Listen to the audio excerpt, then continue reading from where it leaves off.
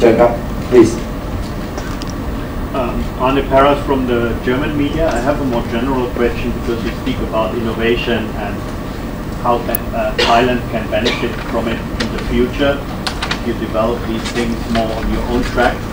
At the same time, we have a big discussion about the road in China. How do you see this in connection? Are they compatible? What is the Well, we want to rebalance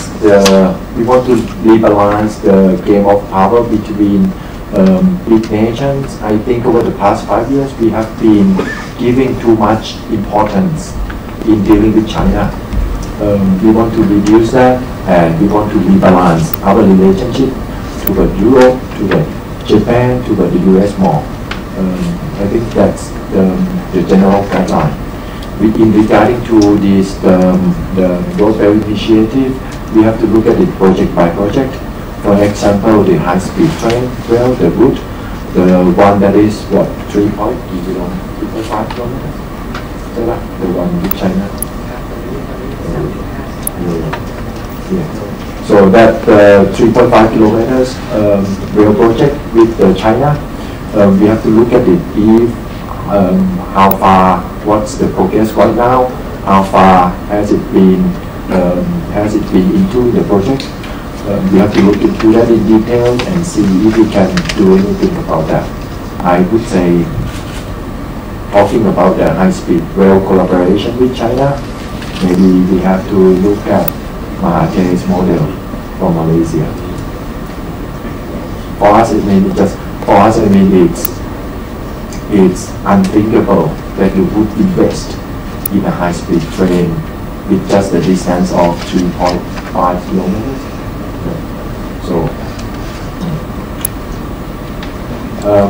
I can have the last question from the gentleman at the back. I just wanted you have touched on I'm from the South China Morning Post from Hong Kong.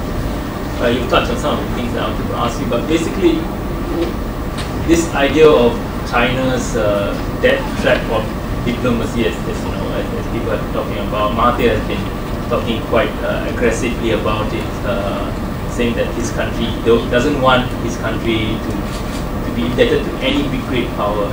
So, with regards to this proposal, for example, is that one of the considerations? You don't want Thailand to be taking huge loans from China or any other country? No, I think, don't get us wrong. We have to work with China. Yes, it's just unavoidable. China is becoming such a very big player in world politics as well as in world business. You have to work with China one way or another. You cannot just turn back from China. What I'm trying to say is, I think the foreign policy under the military government has been dominated by relationship with China.